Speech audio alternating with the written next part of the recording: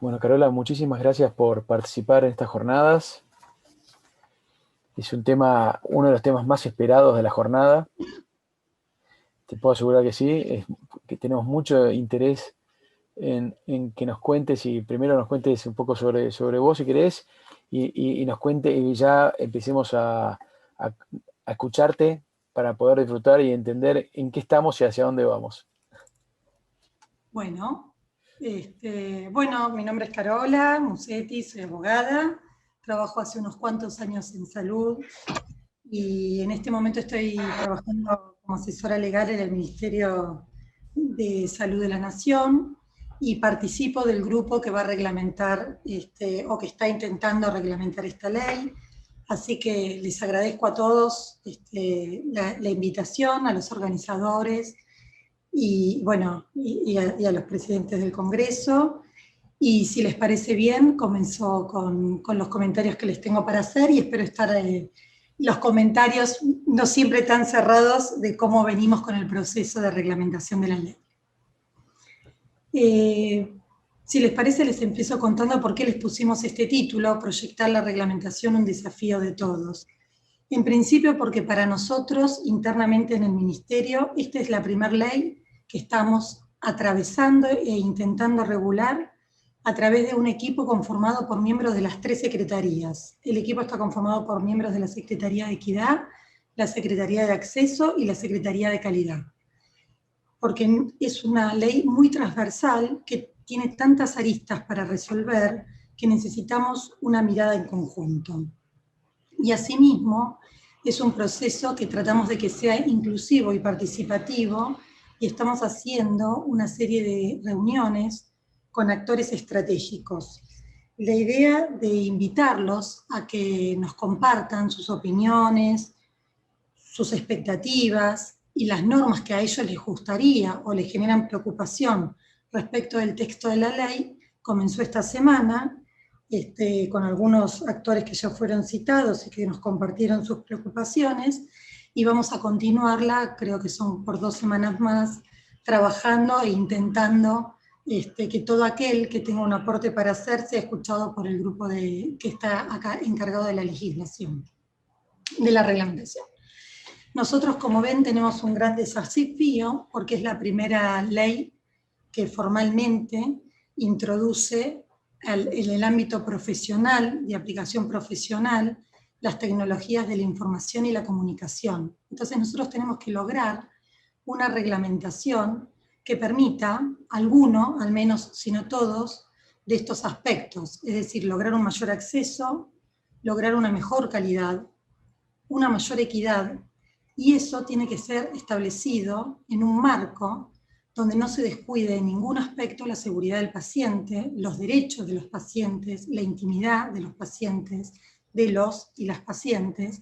y debe darle seguridad en el ejercicio profesional al equipo de salud. Esta que parece fácil de enunciar, cuando uno trata de subsumirlo en algunas precisiones y en algunas normas reglamentarias, se torna un poquito más complicado y voy a tratar de comentárselos. Lo principal de la ley, o el objeto de la ley, fue establecer que las prescripciones y las dispensaciones de medicamento y toda otra prescripción, esto es importante porque no es solo para medicamentos, sino también es para productos médicos, esto la reglamentación lo va a tener que aclarar, puedan ser redactadas y firmadas a través de firmas manuscritas, electrónicas o digitales. Ustedes saben que hasta la incorporación de este texto, de la sanción de la ley 27.553, solamente podían ser firmadas mediante puño y letra. Entonces la incorporación, si bien había una discusión doctrinaria respecto de la validez de incorporar la firma digital o electrónica, la ley viene a zanjar definitivamente la discusión e incorpora como un documento válido las recetas electrónicas y las digitales, que como todos a esta altura ya hemos leído, no tienen lo mismo por el valor que representa la firma digital y la firma electrónica. Es decir, la firma digital es absolutamente asimilable a la firma hológrafa, a la firma de puño y letra, y la firma electrónica a los efectos del valor probatorio tiene algunas cualidades de inferioridad probatoria. Ahora bien, también en el inciso B se establece que pueden utilizarse plataformas de teleasistencia en salud en todo el territorio nacional y en este caso lo condiciona al cumplimiento de las leyes muy importantes, las leyes de protección de datos personales y las del derecho de los pacientes. Asimismo establece que las prescripciones electrónicas y las plataformas tienen que reunir los requisitos técnicos y legales y son válidas de acuerdo a la legislación vigente siempre y cuando no se contradigan con la ley. Entonces, lo primero que vemos es que esta norma realiza de la receta electrónica y de la receta digital, que ya existían en el mercado, organismos públicos como PAMI ya la había implementado, pero le otorga el carácter de documento legal. No define qué se entiende por cada uno de estos términos, pero sí establece un sistema que no es disruptivo. Vale decir, es un sistema nuevo, legal, que compatibiliza con lo existente. Y tal es así que no es disruptivo, que el propio ámbito de legislación que dictó que propuso el legislador, además de ser muy flexible y muy amplio, establece sí como meta la digitalización total, pero no define ni en qué plazos ni si esa digitalización tiene que ser común a todo el territorio nacional y para todos los casos en el mismo proceso. Por lo tanto, el legislador, cuando realizó esta norma, tuvo muy en cuenta las diferencias territoriales, el avance de cada uno de los organismos y las posibilidades reales de que todos lleguemos a un mismo objetivo y a un mismo y a una misma meta, pero recorriendo caminos en distinta velocidad. La ley reconoce el aspecto federal de la normativa, porque si nosotros vemos el artículo 14, invita a adherir a las provincias, con lo cual claramente es una ley que respeta el sentido federal. Y esto hay que tenerlo en cuenta cuando analicemos otros aspectos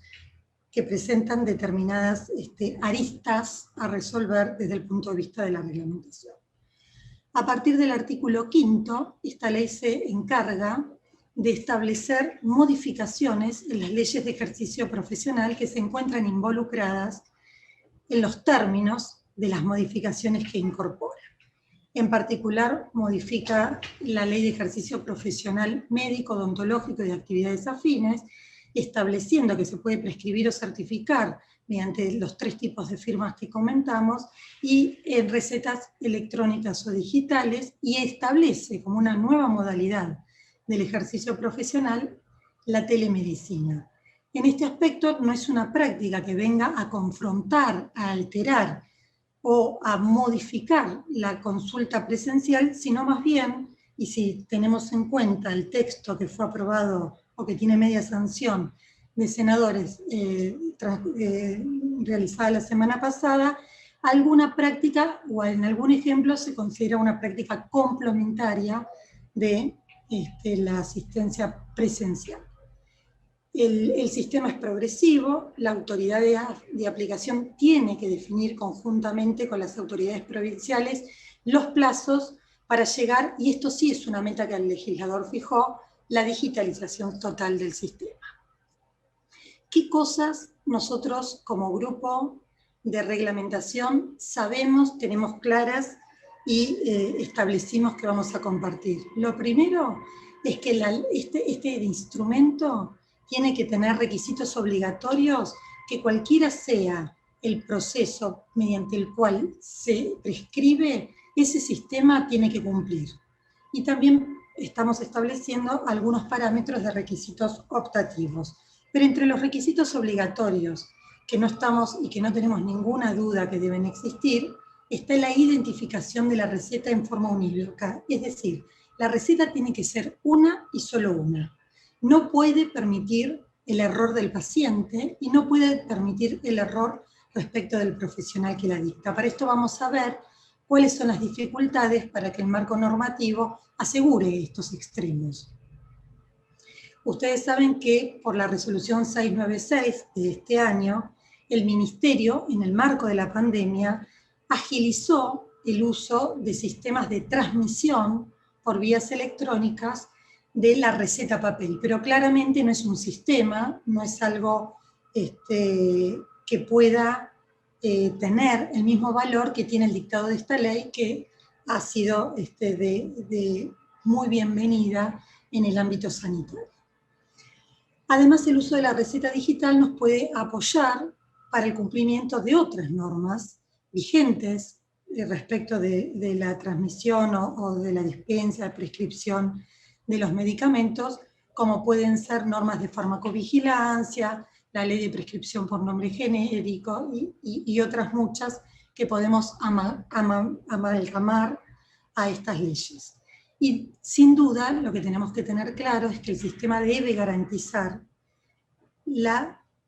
confidencialidad del contenido de las recetas, es decir, debemos garantizar un sistema seguro que permita que los pacientes no vean su salud o características que tienen que ver con datos sensibles de su salud sometidos a una que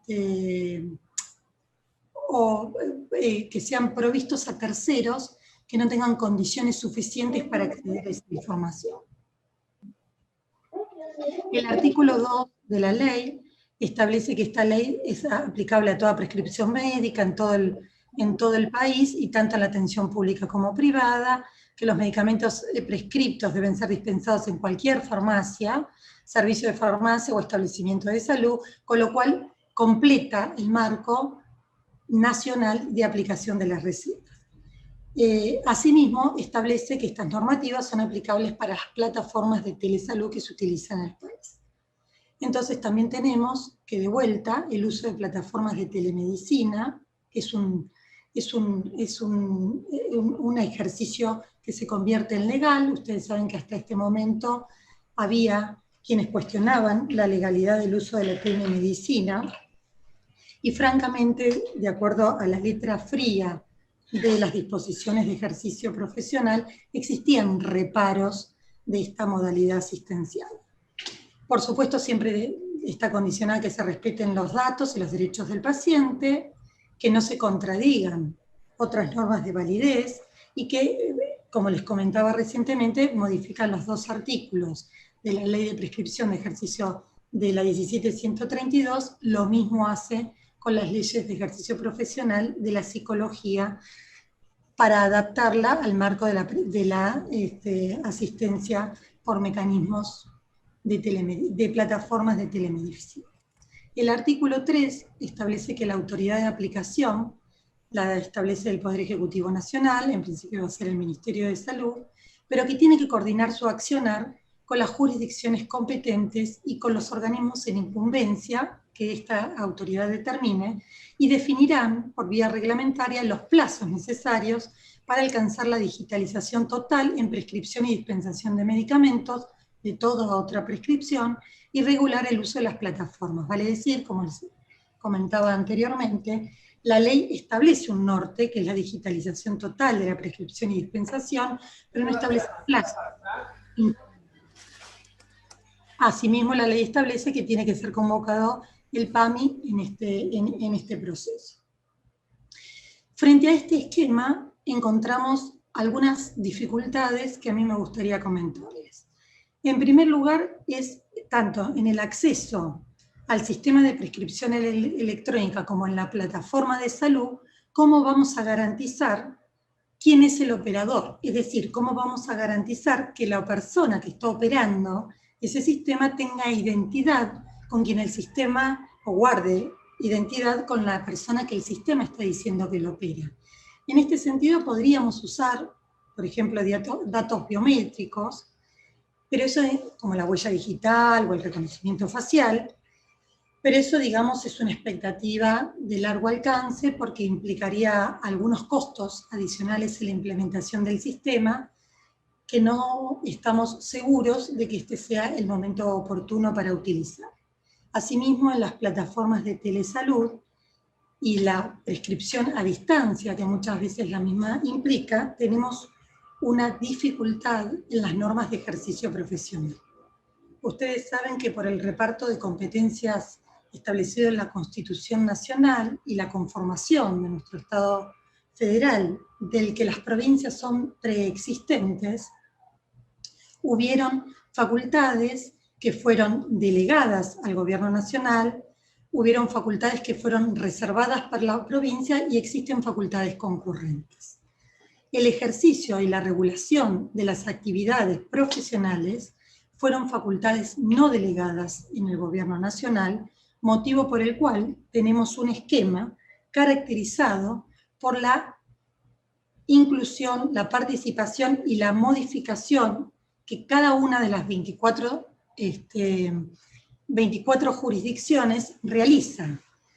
sobre el ejercicio profesional. Vale decir, nosotros nos encontramos que cada una de las jurisdicciones puede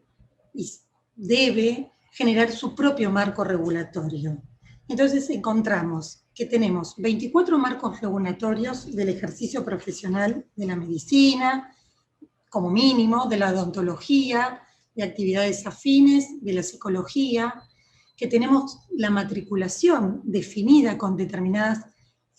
reglas de fiscalización y sanciones, que son diversas en cada una de las provincias, y que queremos llegar a un punto donde toda esa información sea interoperable a través de mecanismos que el programa del Ministerio puede facilitar, y damos libertad a que que cada uno de los actores, financiadores, colegios y demás, se manejen con los propios sistemas que ya estén implementando. Esto tiene que ver con no generar una disrupción en el sistema. Vale decir, la ley lo que propicia es que sigamos avanzando como estamos y que nos pongamos un norte de digitalización total y de uso de sistemas de información y comunicación en la atención médica. Pero para ello debemos establecer cuáles van a ser las responsabilidades de cada uno de los intervinientes en este proceso. Vale decir, si nosotros usamos el bus de interoperabilidad que tiene el Ministerio y solamente transferimos información, damos o informamos o podemos certificar que determinada persona tiene aptitudes profesionales, nos estamos remitiendo, sin duda, en el esquema actual, a una matriculación provincial. En el ejercicio de la telemedicina a distancia podría ocurrir,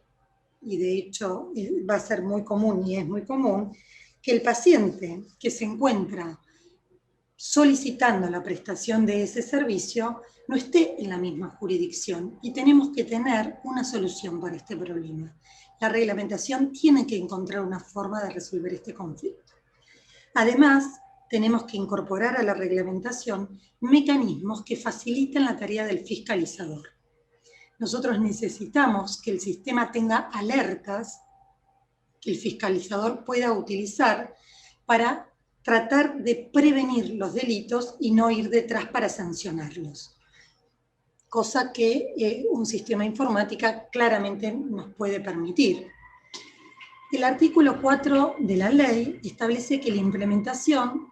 debe desarrollar y adecuar los sistemas electrónicos existentes y regular su implementación para utilizar la receta electrónica o digital y las plataformas de telesalud, todo lo cual debe regular el organismo, el Poder Ejecutivo, que oportunamente establezca, en este caso los ministerios, y los organismos que cada jurisdicción determine. Pero lo importante acá, además de esta tarea conjunta que ya hemos reconocido, que invita a las provincias a adherir, que conserva y respeta el federalismo nacional y texto de la ley, tenemos que tener en claro qué encuentra el legislador que tiene que hacer la autoridad de aplicación. Y en este caso pone en cabeza de esta autoridad la fiscalización de los sistemas. Dice que tiene que ser el garante de la custodia de las bases de datos, tiene que además establecer los criterios de autorización y control en el acceso a dichas bases de datos y garantizar el normal funcionamiento y estricto cumplimiento de las leyes de datos personales y de seguridad del paciente. Entonces nosotros tenemos que tener una respuesta a cuál es el ámbito y la jurisdicción que determina la responsabilidad de los actores. Es decir, en el ejemplo de la consulta médica, que nadie tiene dudas que un acto se desarrolla en la teleconsulta, un acto médico, que ese acto médico puede generar responsabilidades y que hay aspectos de ese acto médico cuando es realizado en un contexto de utilización de tecnología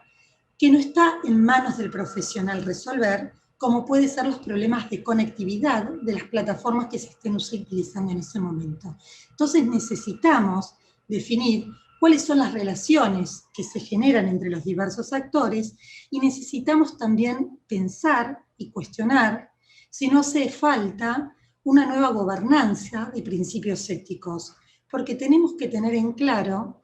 que si no tenemos claridad y un control muy riguroso de los algoritmos que los sistemas van a devolver para sugerir, estandarizar datos y demás, para facilitar la tarea del médico, podemos llegar a una intromisión de determinadas cuestiones que son violatorias y que van a generar una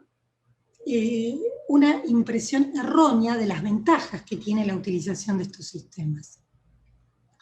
Para poder entender de algún modo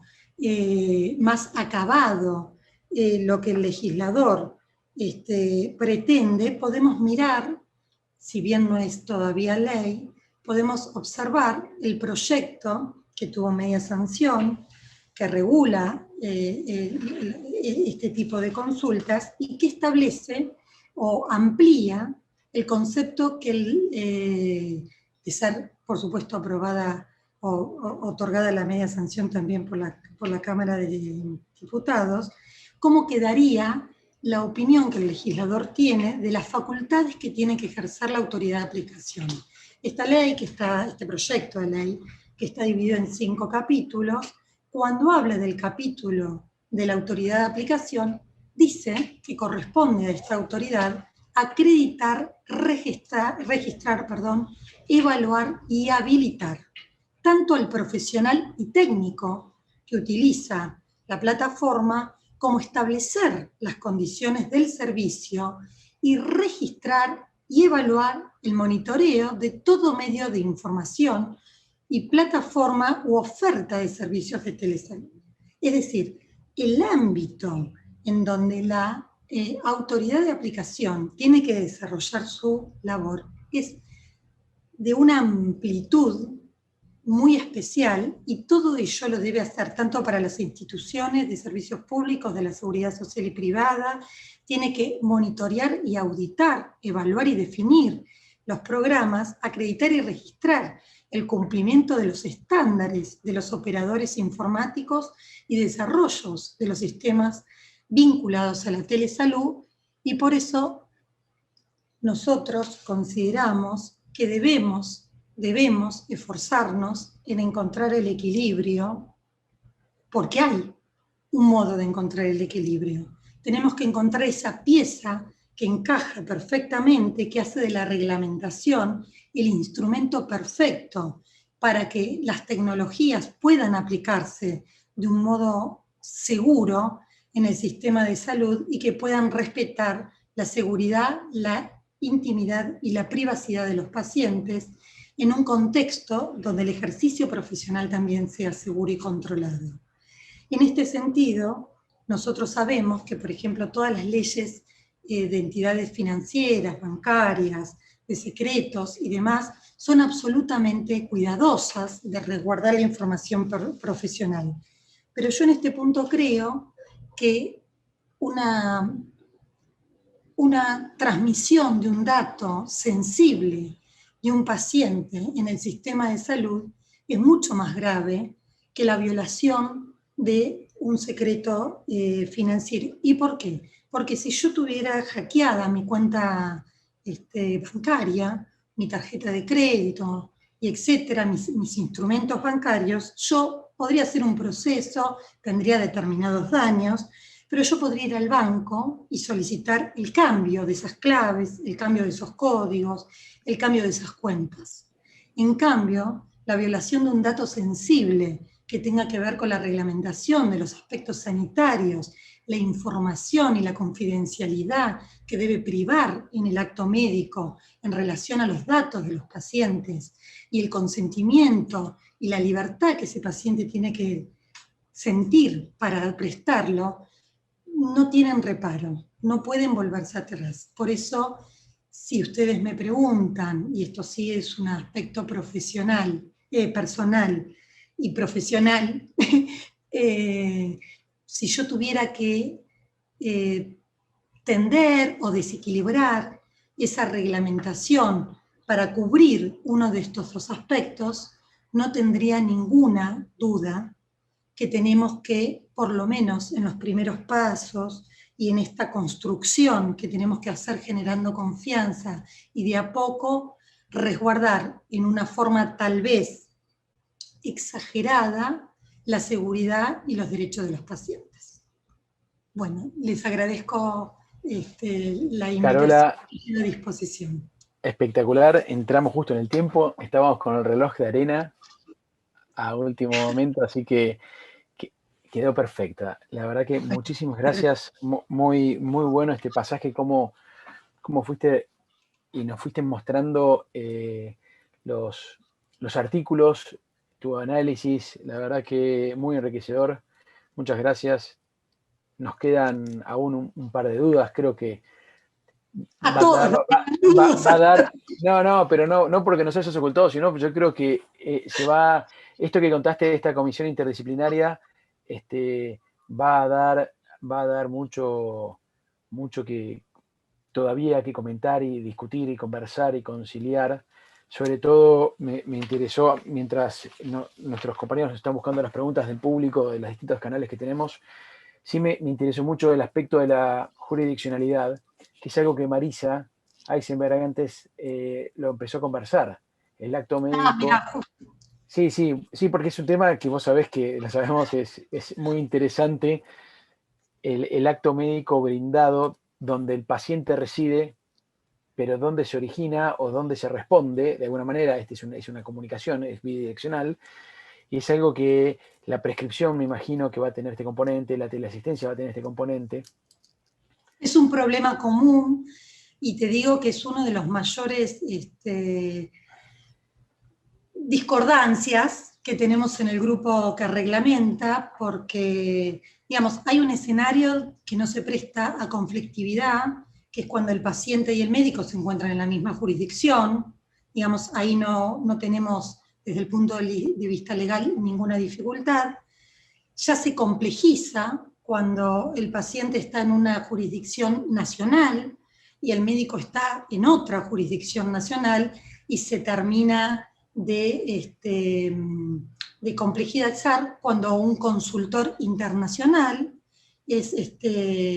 puesto a disposición por algunos sistemas, y solicitado su opinión por algún paciente. Entonces tenemos que tener claridad, porque estaríamos apelando prácticamente en algún caso al derecho privado internacional. Para no complejizar tanto ni la reglamentación, ni algunos aspectos que nosotros estamos en franca discusión, te cuento que hay quienes propician que la legislación aplicable venga definida por el lugar en donde se encuentra el profesional que está prestando el servicio, y otro grupo se encuentra posicionado en que en realidad quien recibe la prestación es el paciente, quien, digamos, si uno tendría que establecer los términos de esta relación en términos de posiciones, la posición más débil la posee el paciente, y el acceso a la jurisdicción, digamos, el acceso a la justicia, por principios generales, se intenta que facilite el ejercicio de aquel que está en condiciones menos favorables. Por lo tanto, establecerían que, esta otra mitad, que el acceso viene determinado por el lugar donde se encuentra el paciente. Es uno de los puntos en donde el grupo está francamente dividido. Sí, sí, me imagino Pero y esperemos y esperamos activamente que estén todos de acuerdo pronto, de corazón. sí, mira, sinceramente nos queda unos pocos, un plazo de 40 días, no me acuerdo bien cuándo nos queda para el plazo de 120 días para reglamentar que dio el legislador. Por supuesto, esta reglamentación va a tener cantidad de aspectos que van a quedar circunscriptos a normas de inferior jerarquía. Vos pensá que el decreto reglamentario lo firma el presidente, con lo que implica para algún posible cambio, con lo cual va a quedar en la autoridad de aplicación, que es el ministerio, una cantidad de normas de menor jerarquía que van a poder irse adoptando con el paso del tiempo para que el uso de las tecnologías realmente tenga un ambiente propicio para darle seguridad. Justamente aprovecho, le estoy leyendo los distintos chats y mensajes. Fernando Ibarra se sumó a escucharte y dice que realmente hay un largo trecho todavía, él ve un largo trecho entre la ley y la implementación fáctica, o sea, poner en marcha, más allá de la reglamentación, la probabilidad de tener todo o gran parte de la prescripción en formato digital. Yo creo que es un lindo desafío, pero me gustó cómo lo contaste, o por lo menos nos das una expectativa linda, positiva, un horizonte bueno, poner al bus de interoperabilidad como un ancla y tratar de ver de qué manera jurisdiccionalmente mediante podemos, podemos hacer que se articulen a través de estructuras que pone que el Estado en pos de que los pacientes tengamos más acceso. Sí, mira, y además que no tiene que ser un camino, y esto para mí es central, porque hay actores que han empezado a recorrer estos caminos con anterioridad y se encuentran en un lugar para llegar a los objetivos mucho más claros que otros, que por ahí tienen otras dificultades, digamos, todo el tema de la pandemia y el ejercicio, sin ir más lejos, del derecho a la educación ha demostrado que no todas las zonas geográficas, no todas las personas aún en la misma zona geográfica tienen la misma capacidad de acceso que otros, que por ahí en distancia, en metros están cerca, pero estamos lejos de los instrumentos con los que tenemos para tener acceso. Entonces, yo creo que esto hay que mirarlo desde el punto de vista del sistema, que esto tiene que ser una herramienta que nos permita sinceramente llevar equidad. Colaborar, ustedes saben que el programa que está bajo el mando de la Secretaría de Martín tiene aportes, es decir, tiene una línea de financiamiento para contribuir con las distintas jurisdicciones y darles apoyo, tanto en algunos medios, no tengo el detalle, pero sí para la compra de equipamiento y apoyarlos y ser el ministerio una herramienta que puedan las provincias usar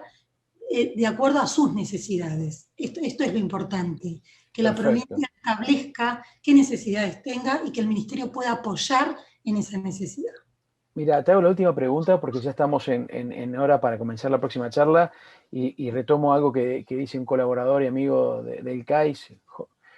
Jorge Guerra, que primero habla de esto de buscar los acuerdos interjurisdiccionales y después pregunta si este equipo que se está formando, intersecretaría, contempla también convocar, escuchar a ONGs o a otros actores del sector para poder sumarse a este acuerdo en la reglamentación. Sí, estamos abiertos y agradecidos de cualquier actor que tenga una inquietud, le envíe al ministerio. Nosotros tenemos un grupo cerrado, que es el grupo institucional, digamos que es el grupo público de actores que trabajamos para el ministerio, con algunas invitaciones de gente de la superintendencia, de PAMI, que también están participando en algunas reuniones. Pero Ya nos también cruzaremos. ¿Cómo? Que ya nos cruzaremos, estoy en la super, así que seguramente... Por supuesto, por supuesto. Y también estamos invitando en reuniones abiertas, por supuesto estamos tratando de que no sean todos los actores en la misma reunión, porque si no es muy difícil de generar, digamos, algún tipo de comunicación, pero los estamos invitando en reuniones de 5 o 6 actores para que nos nos comenten y nos aporten sus necesidades, sus inquietudes. Así que las ONG son bienvenidas, las asociaciones de pacientes son bienvenidas, son bienvenidos los financiadores, son bienvenidos todos aquellos que tengan un interés y que nos ayuden a hacer un proceso mejor y un resultado más saludable, y que nos acompañen después en la implementación, claramente. Bueno, te agradezco muchísimo por tu presentación No, y tu tiempo. por Saludos favor. al equipo, al que están trabajando mucho, y a Claudio, muchísimas gracias. Bueno, no, gracias a Y estás ustedes. invitada a quedarte a escuchar, por supuesto, ¿eh? Bueno, muy amable, cómo no. Gracias. Bárbaro. Chao, hasta Chao, luego. hasta luego.